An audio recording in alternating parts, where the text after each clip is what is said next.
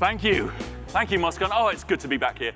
I know you arrived on Monday, you logged into the app, and you saw that this session on Wednesday was still TBD. So you're excited to know now that it's me. They decided. I'm going to be talking about the next evolution of SEO. I am Rob Ousbey. This is me. This is the only slide where you need to write anything down, because if you write down my Twitter handle, I'll be sharing all the slides there later on, and you'll have all the links that I talk about. I also put up my profile here so that you notice that I am within spitting distance of 5,000 followers. Wouldn't it be lovely to cross that threshold before I get off stage? Make some noise if you're 35 or older. Not bad. Make some noise if you're under 35. I remember that youthful exuberance. OK, kids. I've got some good news and bad news for you. The bad news is that soon enough, all of this happens without that face app. The good news is that you are still young enough to be disruptive in any team, in any organization, in any industry. And that's because when you go into a company and you ask, why do we do this thing, or why do we do it this way, you do not put up with the answer, because that's the way we've always done it. You look at folks who say, I've been in this industry for 10 or 15 or 20 years, and you roll your eyes, because you know that what we mean is, I learned to do all this shit 10 years ago, and I haven't really evolved my thinking since then. But we need to, because as we get older, everything changes, and SEO is no different. 15 years ago, we were putting up blog posts about the top ranking factors for SEO. They broke down basically into, is the page relevant, and is the page authoritative? SEO, back in those days, was a bunch of Google engineers in a room tweaking the algorithm. And in fact, it was this bunch of engineers in this conference room deciding what levers to pull and what knobs to turn to improve the Google algorithm. So they did that work, and then we ran a bunch of correlation studies, and Rand would do a whiteboard Friday, and we would all update our processes to reflect that. So what were Google doing when they were trying to iterate on their algorithm? Well, it was all in furtherance of their goal to be a portal to the internet. Google wanted to be the first place you went to bounce off and explore the rest of the web. And if you clicked on a search result and had a good internet experience, that reflected well on Google. If you clicked off and had a bad internet experience, it reflected poorly on Google. And a bad internet experience was much easier to define. If you clicked off on a page and the site was super slow, that was a bad experience. If you clicked onto a page and it downloaded a virus onto your machine, that was a bad internet experience. If you clicked onto a page and a sneaky redirect took you off to a porn website, that was maybe not what you were looking for right then. But all of these things could be measured directly. Google could look at a site and say, is it slow? Does it have malware on it? Does it have sneaky redirects? What they really wanted to do was to measure our satisfaction with the search results. And so for a while, they did that directly. They just asked us, hey, you happy with this list?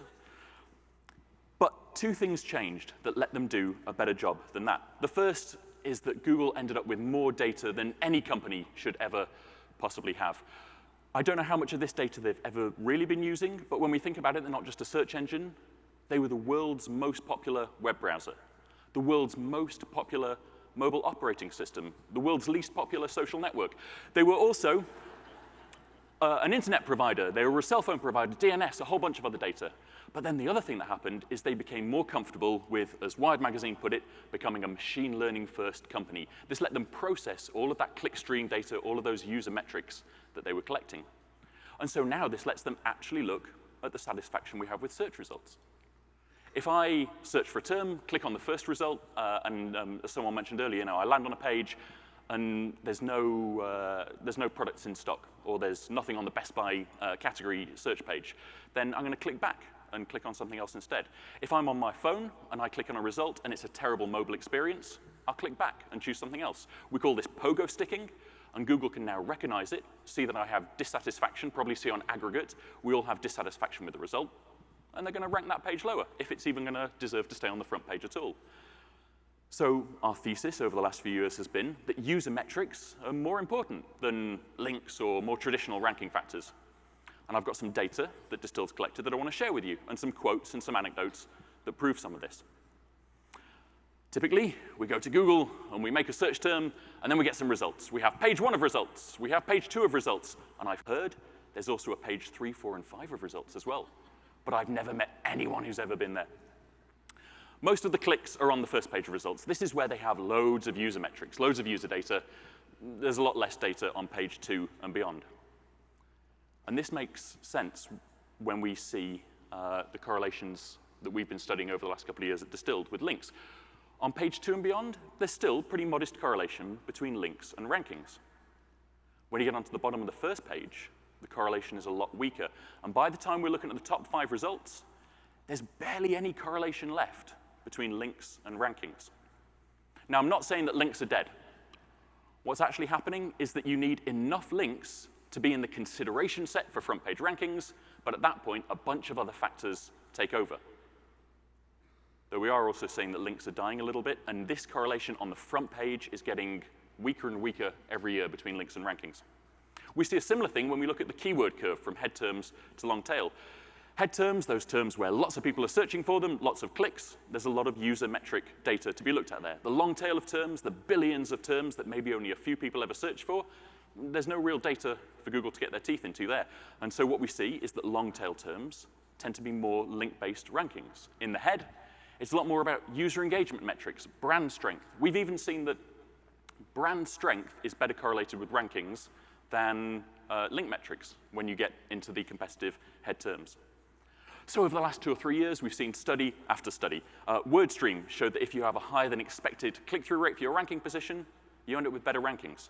Brian Dean, Backlinko, showed that higher bounce rate, like that pogo sticking, people clicking back to the search results, gives you a lower set of rankings.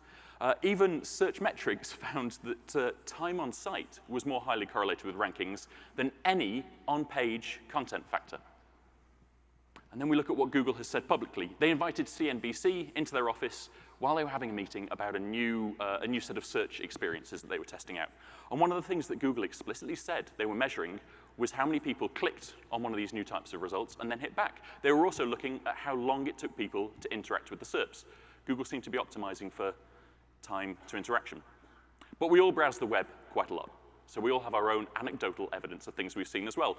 And I've blurred some logos here to protect the guilty. I was looking for some movie trivia, and I landed on this website, and I had to take a screenshot of it because I could not believe how many ads and pop-ups and overlays they'd managed to put in the way of the content I was looking for. If our thesis is correct, a site like this should now be losing search visibility, and week on week, on month on year, that's exactly what is happening to them. A couple of weeks ago, I clicked on a result from a B2B marketplace for a very specific niche. And there were 2 things on that page. One was this beautiful image of a sculpture in the mountains. The other was a form asking me for 6 pieces of personal information before I could see the content. I did not fill in the form. I hit the back button because I knew there were 9 other results on the results page that I could click on instead. If our thesis is correct, when this site started putting up this form, we should see search visibility dropping, regardless of how many links they get. And this top graph is their links going up, and this bottom graph is exactly what happened to them when they put that form in the way. And then you go onto a big site like Forbes.com. And I'm not going to begrudge the fact that they have some advertising in the right-hand nav there. You know, publishers need to make money. What I was surprised by was I came for the article, but there's this unrelated video documentary that I didn't ask for in the sidebar. Sure, Forbes, whatever, do your thing. Just while I was rolling my eyes at that, another version of the ad slides into view, just in case I missed the first one. And then the video documentary that I didn't want in the first place has a pre-roll ad that starts playing before it. And then it was a weird time to suggest that maybe I want to subscribe to the site. While I'm looking at all this, then the video documentary that I didn't want in the first place starts auto-playing, so I scroll down, just trying to read the article. And then they take the video documentary that I didn't want in the first place and pin it into the corner. And then give me a whole bunch more display ads, just in case. At this point, I'm thinking people must be seeing this experience and hitting the back button to get away from Forbes. In fact, I would suspect that people are just avoiding clicking on Forbes in the search results when they see it there in the first place. But this is a strong site, a well-known publisher. They earn 700 new linking root domains every single day. If our theory was right, they'd still be losing search visibility. You want to know what's happening? 35% decline year on year for Forbes. Yeah. It's no cliche to say that SEO is changing. I feel like, thanks Dr. Pete, again, for this data, I feel like we can see the moment when volatility increased, when Google said, we have new data, we can do this a different way. So Google has changed, things are different, but our processes don't look so different. I'm going to tell the kids how all of this process used to work. We go around the web, and we would read a bunch of SEO articles, things that had worked for someone else and that we should do as well. And then we'd go to a more reputable blog, and we'd read a whole bunch of Moz posts as well. Maybe we'd go to the Google Webmaster Central blog, and we would see what Google lied to us about in our ranking signals. And then we'd come to a conference, and there'd be some bland white guy in a plaid shirt on stage telling you about what had worked for him and his clients over and over again. Don't fashion shame me. I found a thing that works. I'm just going to stick with it at this point. The point is, we just came up with a whole bunch of ideas. And then, best case scenario, we got all of them implemented. And then we sat back, and traffic went up. And now your boss loves you and knows you're a great SEO, and your client thinks you're a great SEO, and your mom and dad, bless them, they don't really understand what it is you do every day, but they know you're a great SEO as well, and you're super happy. And you think, all right, so in this case, we had like 14% traffic increase. We had a bunch of changes we made. Maybe each of them contributed a couple of percent of that increase. And then some doubt creeps in. And you say, what if only a couple of them actually helped, and I wasted time on a whole bunch of things that we did as well? And then the existential dread creeps in. And you say, shit, what if a couple of them were actually detrimental to the site, and these two were pulling their weight so much that it masked the effect of the whole thing? And then you realize, if that had been the case, we could have saved ourselves a bunch of effort, not done a bunch of this work, and had more search traffic at the end of the process. The future SEO process needs to let us isolate every change we make to the site to see what the impact of every change is. And then we can decide, do we want it on the site or do we not? That sounds simple, but then we think, what does it mean to test a change? Well, here's a way you could do it. You could say, previously, my site had 500,000 visits a month, and then I had a smart idea that we implemented, and now we have 600,000 visits a month. That's got to be good, right? Well, that, my friends, is spurious thinking. Because you might be in a very seasonal industry. If I sell propane and propane accessories, I'm going to have more search traffic in July than I did in June. If I sell digital cameras, it's a declining industry, and I'm going to have less and less search volume every month. Or maybe you launch a test, you change something on your SEO, and then Google says, fuck that industry, we're just going to own everything above the fold. You're going to lose a bunch of search traffic. What you really need to do is compare two parallel universes, a universe where you made the change against a universe where you did absolutely nothing. For those of you who are over 35, our metaphor here would be sliding doors. What if Gwyneth Paltrow made this SEO change versus what if she chose not to? For those of you who don't get the reference, our metaphor instead would be the edge of tomorrow. What if Tom Cruise had the chance to do this again and again? But here's how we create our own parallel universe for SEO. We take a site. Let's say this is my site. I have a whole section about animals. Also, don't at me and say that unicorns aren't real. If they were a mythical creature, why would Scotland have been allowed to choose them as their national beast? I have a website all about animals, and this is my design. I've got a heading, I've got some intro, I've got an image, and I say, I've got a better idea. I think I've got a new format that will rank better. I think I'm going to have a heading, then a video, and then a structured list of data. So what we do is we take our site, and we don't apply this change to the site. We keep half of it, the red pages here, as a control group. Cats and dogs don't see any changes. The other half of the site gets the changes. And now what we have is a control group, a parallel universe, which will do whatever happens with your seasonality and the overall trends in your industry, and then you've got a set of pages that we can compare against. We have to do a whole bunch of clever math that I'm just absolutely going to skip over here. What really happens is we're going to choose two buckets of pages that have roughly the same amount of traffic. Before we roll out the change, we're going to measure the search volume, the search traffic to both of them. We're going to see what kind of search traffic we get, and then one day we're going to implement the change. Half the site has now changed. This is now our new variant group, and then we wait. We wait for Google to crawl the pages, to index the new content, and that might take a couple of days or a couple of weeks, and then we see if traffic diverges. Remember, we're not looking to see if the variant group traffic itself goes up or down. We're looking to see if there's a gap between our control group and the variant group. In this case, there is a gap. And it's a good one. The variant group's up, so now we do get to pop some champagne. Now we're actually happy. There's three things that might happen when we run a test like this. We might have a positive test. Traffic to the variant group was above the control. In that case, we say, this is a good SEO change. We're going to roll it out to the site. We might have a negative test. Traffic might go down to the variant group, and we say, whoops, let's turn that off and try to forget we ever suggested it. Or you might have a null test, where the two lines continue to stay together. Null tests, by the way, can be incredibly useful. You might run a test on something that wasn't for SEO benefit, but you wanted to see if it had an SEO impact. And so you run the test, you say, this had no impact on SEO, and then you get to roll it out safe in the knowledge that, that you're not going to cause any problems. So this is the process. Split the pages into two groups, create a predictive model. This is the part I skipped over. I'll have links in the deck to tell you how to do it. Then we apply changes to half the site, and then we see what happened. We were doing a bunch of this at Distilled, and it was showing great promise, which is why we built our tool, Distilled ODN, the Optimization Delivery Network, to just do it for people. And I'm not mentioning this because I want you all to go to distilledodn.com and sign up for a demo. Though that would be great, right? Wouldn't that be fun? I'm mentioning it because I want to share a bunch of examples of tests we've run over the last couple of years. I wish I could say that there's a bunch of other tools you can use that do this, but we're basically the only one in the market at the moment. But a bunch of people are doing it in-house for themselves as well. So people like Etsy and Pinterest have built their own testing platforms into their CMS. This is totally a thing that you can look at doing. So what have we learned? I said I'm going to share a bunch of stories about tests we've run and things we've learned. Most of our clients are under NDA, so I don't want to just put up their screenshots directly. So I'm going to pretend all of these came from Best Buy. So when I'm doing screenshots, I'm just going to use Best Buy again. I didn't collaborate with Luke on this. This was just accidental. But I want to be real clear.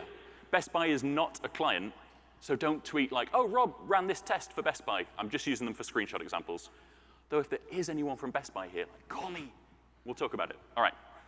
One of the first things we tried doing was testing traditional SEO best practices. We've seen blog posts from decades ago about what the perfectly optimized page would have on it. One of those things is image alt tags. That's a pretty traditional best practice SEO recommendation.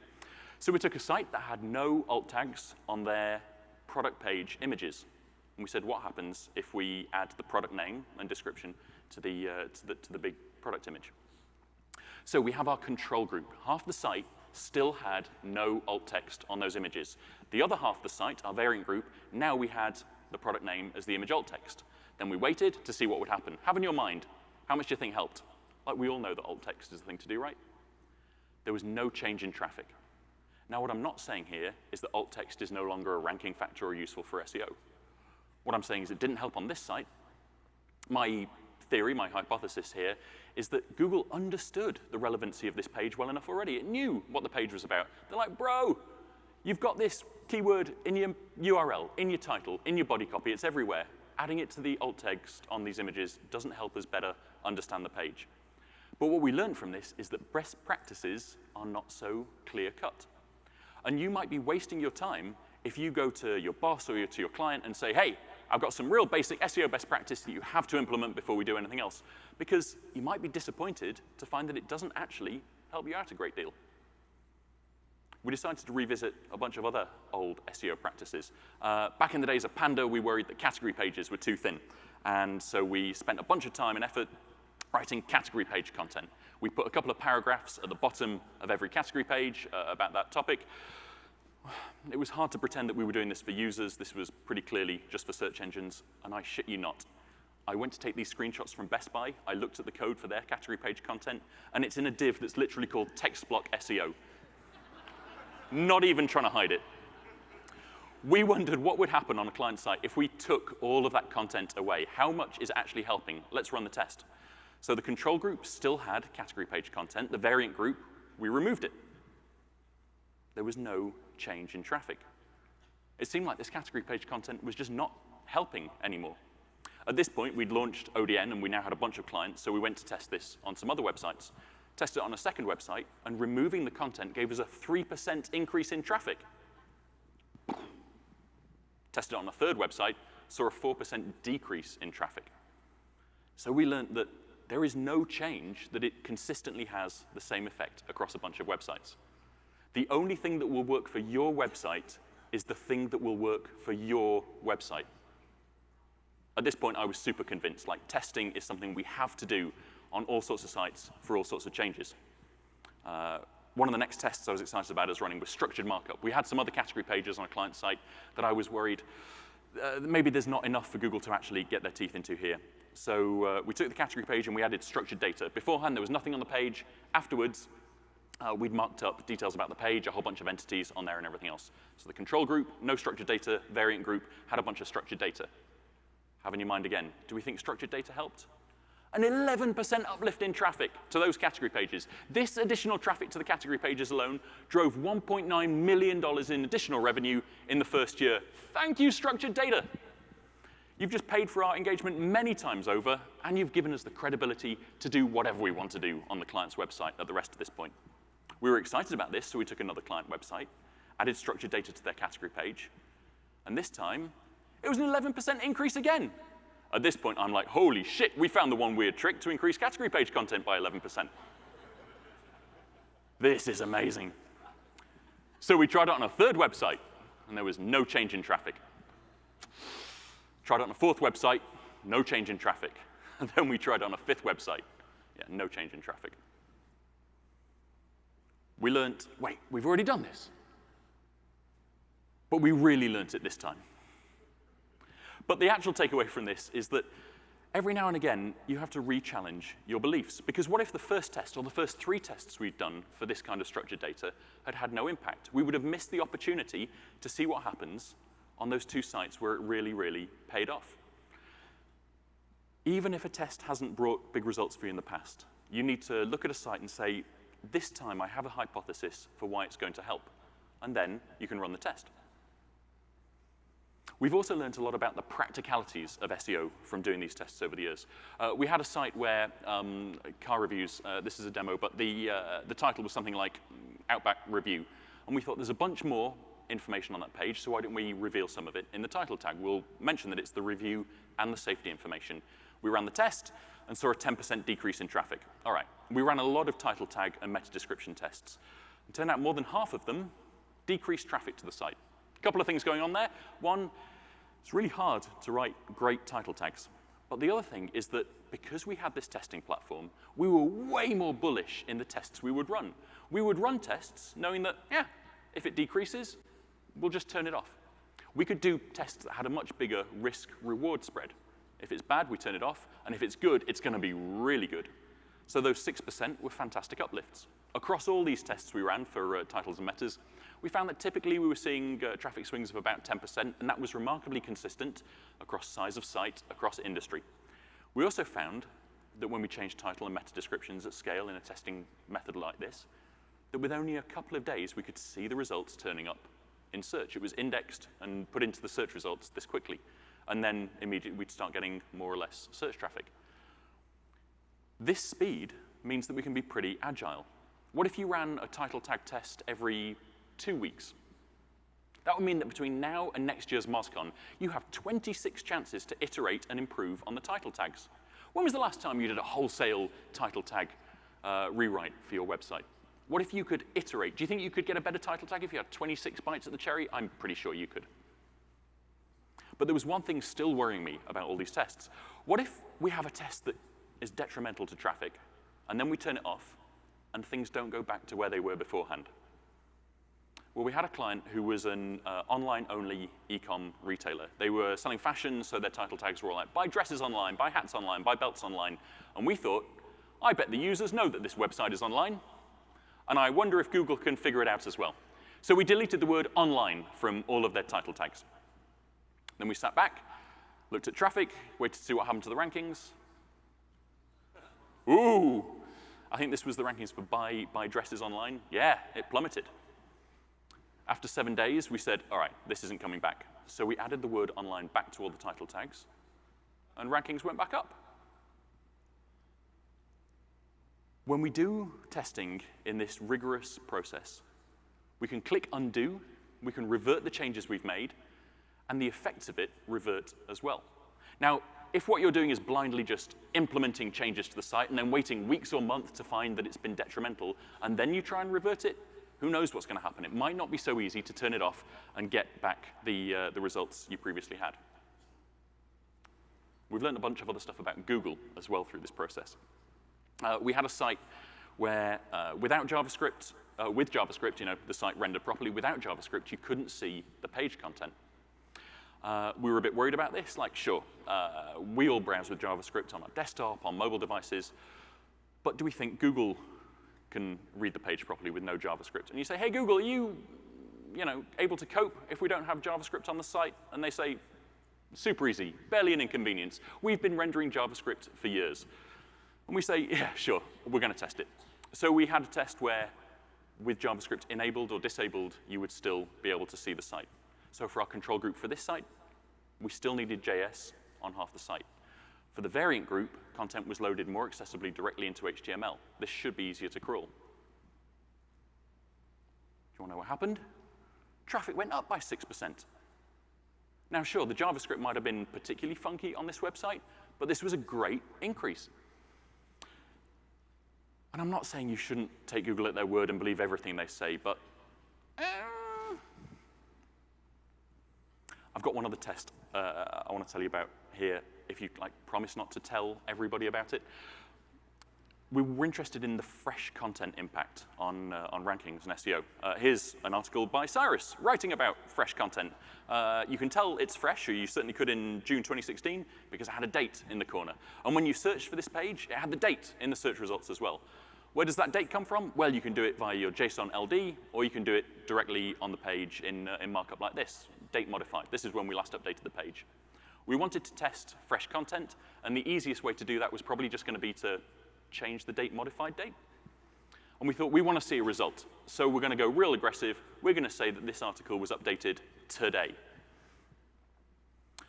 So our control group for this test had a whole site where half of the pages, we had honest date modified dates. For the other half of the site, we said that the article was updated today. This test took like 2 minutes to implement in ODN. That was a lot easier than rewriting content for half the site every single day. We sat back and wondered if we would actually see any impact from this. We had an 8% increase in traffic. Oh, shit. We're lying to Google, we're lying to users, and we're being rewarded for it. So after our heart rate went down, we turned the test off. I wouldn't recommend it. This is what we learned from this test. There's nothing to learn. Don't take anything away from this. This was like super black hat by accident. I'm pretty sure if Google found you doing this, they would penalize you pretty quickly. So all these tests, lots to learn, and a lot of traffic that we've earned for our clients because of it. So here's how you can get started. Well, the first thing to do is go and read more about this process on Will's post. This is the founder of Distilled, a couple of years back on the Moz blog. He goes through the process and how all of this works. And then you can read this post on Distilled. We actually have a free tool that uses causal impact, a math library that Google developed, and I love the fact that we're using Google's math against them in this case. But this is a free tool that helps you do some of this, the math part of this methodology.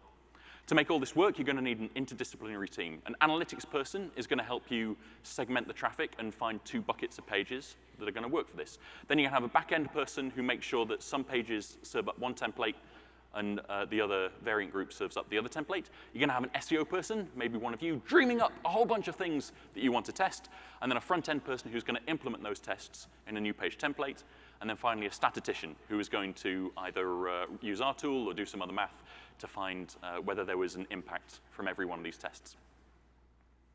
Or come over to Distilled ODN, take a look at us, and see if we can just take all of this off your plate. We've built an interdisciplinary team to make it easier for you. So let's do this.